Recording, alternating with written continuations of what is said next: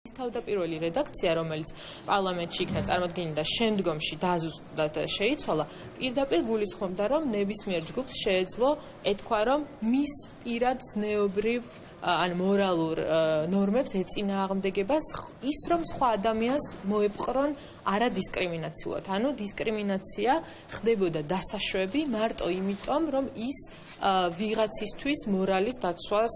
გულისხმობდა. მოხდა ფარული შეხვედრა, როგორც ვიცით, ეკა ბესელიასა და გარკვეულ სასულიერო პირებს შორის და ამის შემდგომ ქალბატონო ბესელიამ ეს საკითხი დაარიგა უკვე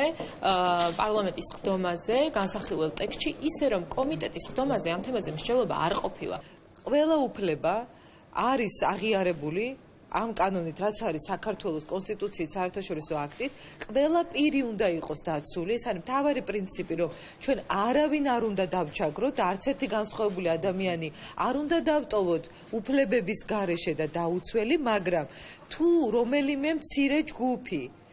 ისე გამოხატავს თავის უფლებას, რომ ის ეწინააღმდეგება საზოგადოებრივ ზნეობას ან საზოგადოებრივ წესრიგს და ასეთ შემთხვევაში ბოჭავს მას სწორედ ეს ზნეობრივი ელემენტები. ეს იყო ღია ფორმატის, რა თქმა უნდა, არა კამერებთან, მაგრამ არა კულუარული, არამედ